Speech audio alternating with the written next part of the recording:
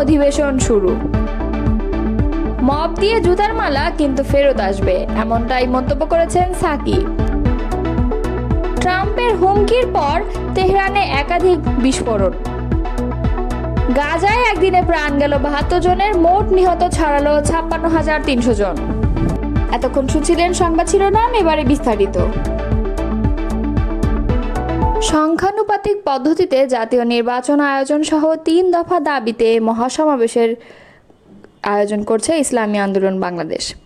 শনিবার সকাল ১০টায় রাজধানীর সোহরাওয়ার্দী উদ্যানে আনুষ্ঠানিকভাবে ইসলামী আন্দোলনের মহাসমাবেশের প্রথম অধিবেশন শুরু হয়েছে। এদিন আনুষ্ঠানিকভাবে দুপুর ২টায় মূল অধিবেশনের শুরুর কথা থাকলেও সকাল থেকেই সারা দেশ থেকে আগত নেতাকর্মীদের উপস্থিতিতে সোহরাওয়ার্দী উদ্যানের মূল মাঠ পরিপূর্ণ হয়ে যায়। সকাল ১০টায় কুরআন তিলাওয়াতের মাধ্যমে শুরু হয় প্রথম পর্ব। এ পর্বে সারা দেশ থেকে আগত জেলা মহানগর নেতৃবৃন্দ বক্তব্য রাখছেন। উপস্থিত আছেন ইসলামী আন্দোলন বাংলাদেশের মহাসচিব অধ্যক্ষ হাফেজ মাওলানা ইউনুস আহমদ। আজকের এই মহাসমাবেশে সংখ্যানুপাতিক পদ্ধতির পক্ষের সবগুলো রাজনৈতিক দলের নেতৃবৃন্দ উপস্থিত হবেন বলেও জানা গেছে। মূলত সংস্কার, বিচার ও পিআর পদ্ধতিতে জাতীয় নির্বাচন আয়োজনের দাবিতে এই মহাসমাবেশ করেছে আন্দোলন বাংলাদেশ। মব তৈরি করে কোনো ব্যক্তির গলায় জুতার মালা পরানোর যে উদাহরণ তৈরি হচ্ছে তা ফেরত আসবে বলে মন্তব্য করেছেন গণসংহতি আন্দোলনের প্রধান সমন্বয়কারী জোনায়েদ সাকি। সাবেক সিইসি কে এম নুরুল হুদাকে গ্রেফতারের আগে কথিত মবের হেনস্থার প্রসঙ্গ ধরে শুক্রবার চট্টগ্রাম প্রেস ক্লাবে সাংবাদিকদের সঙ্গে মতবিনিময় অনুষ্ঠানে তিনি এসব কথা বলেন। সাকি বলেন, মব আক্রমণ হচ্ছে। মাননীয় প্রধান উপদেষ্টার প্রেস সেক্রেটারি বললেন যে মব না, প্রেশার গ্রুপ। মানেটা কি? প্রেশার গ্রুপ জিনিসটা কি? আপনি যদি মনে করেন যে অমুক ব্যক্তি অন্যায় করছে, তার শাস্তি হওয়া দরকার, তো আপনার সভা সমাবেশ করার জায়গা আছে, তার বাড়িতে হামলা করা আপনার এখন কর্তব্য না।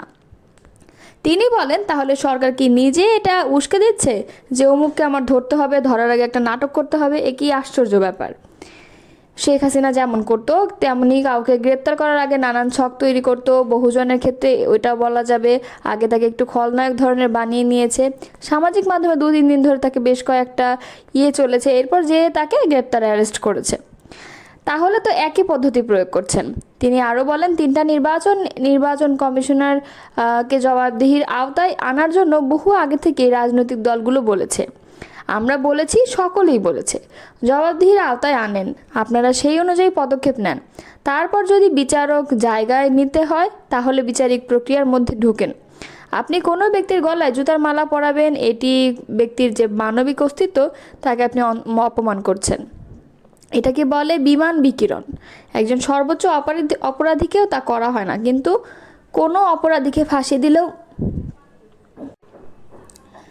তারও কতগুলো মানবিক অধিকারকে স্বীকার করে নিয়ে কিন্তু সেই কাজটা করা হয়।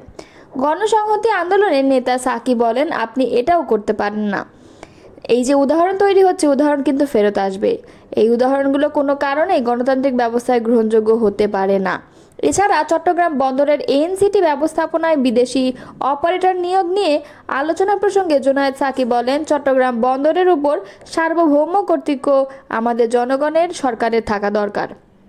তারপর এর অর্থনৈতিক এবং অন্যান্য প্রযুক্তিগত দিক উন্নতির জন্য সরকার নানা পরিকল্পনা করতে পারে, কিন্তু সেটা স্বচ্ছতা ও স্পষ্টতার সঙ্গে হতে হবে। ইরানের রাজধানী তেহরানে পশ্চিমাঞ্চলে ইসলাম শহরে একাধিক বিস্ফোরণের শব্দ শোনা গেছে। অঞ্চলটিতে সঙ্গে সঙ্গে আকাশ প্রতিরক্ষা ব্যবস্থা চালু করা হয়। প্রত্যক্ষদর্শীদের সোশ্যাল মিডিয়ার বরাত দিয়ে শনিবার ইরান ইন্টারন্যাশনালের লাইভ প্রতিবেদনে এই তথ্য জানানো হয়েছে। তবে ঠিক কী কারণে এই বিস্ফোরণ হয়, এতে কী পরিমাণ ক্ষয়ক্ষতি বা হতাহতের ঘটনা ঘটে সেই সম্পর্কে বিস্তারিত কিছু জানায়নি সংবাদ মাধ্যমটি। ইরান ইন্টারন্যাশনালের পোস্ট করা ভিডিওতে দফায় দফায় বিস্ফোরণের শব্দ শোনা গেছে, সেই সঙ্গে আকাশে আলোর ঝলকানি দেখা গেছে। এর আগে ১২ দিনের সংঘাত শেষে গত ২৪ জুন ইসরায়েলের সঙ্গে যুদ্ধবিরতি কার্যকর হয়।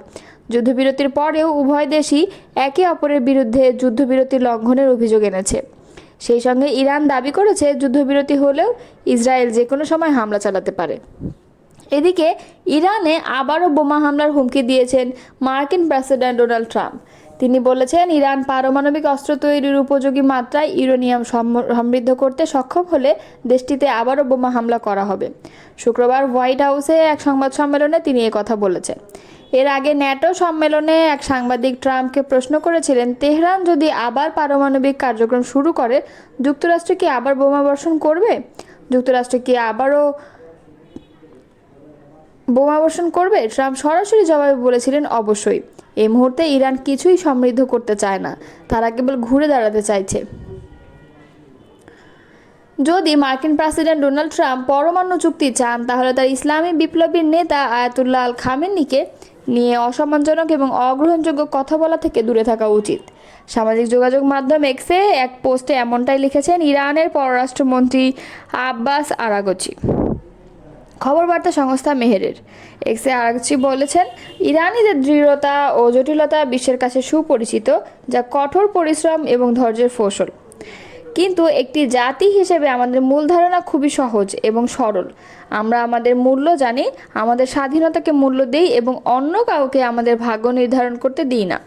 তিনি লেখেন, যদি প্রেসিডেন্ট ট্রাম্প পরমাণু চুক্তির ব্যাপারে আগ্রহী হন, তাহলে তার ইরানের সর্বোচ্চ নেতা আয়াতুল্লাহ খামেনির প্রতি অসম্মানজনক এবং অগ্রহণযোগ্য কথা বলা থেকে দূরে থাকা উচিত এবং তার লক্ষ্য হৃদয়বান অনুসারীদের আঘাত করা বন্ধ করা উচিত। তিনি আরও লেখেন, শক্তিশালী ইরানি জনগণ বিশ্বকে দেখিয়েছে যে আমাদের ক্ষেপণাস্ত্রের আঘাতে ধ্বংস এড়াতে ইসরায়েলের বাবার কাছে ছুটে যাওয়া ছাড়া আর কোনো উপায় নেই। গতকাল শুক্রবার দিনভর ইসরায়েলি বিমান বাহিনীর গোলাবর্ষণে ফিলিস্তিনের গাজা উপত্যকায় নিহত হয়েছেন ৭২ জন এবং আহত হয়েছেন আরও ১৭৪ জন।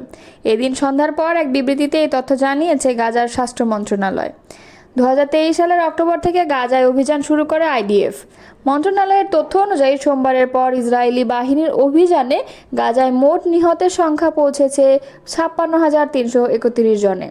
এদের পাশাপাশি আহত হয়েছেন আরও ১,৩২,৬৩২ জন ফিলিস্তিনি। ২৩ সালের ৭ অক্টোবর ইসরায়েলের ভূখণ্ডে ঢুকে অতর্কিত হামলা চালায় গাজা উপত্যকা নিয়ন্ত্রণকারী সশস্ত্র রাজনৈতিক গোষ্ঠী হামাসের যোদ্ধারা। এলোপাতাড়ি গুলি চালিয়ে ১,২০০ জনকে হত্যার পাশাপাশি ২৫১ জনকে জিম্মি হিসেবে ধরে নিয়ে যায় তারা।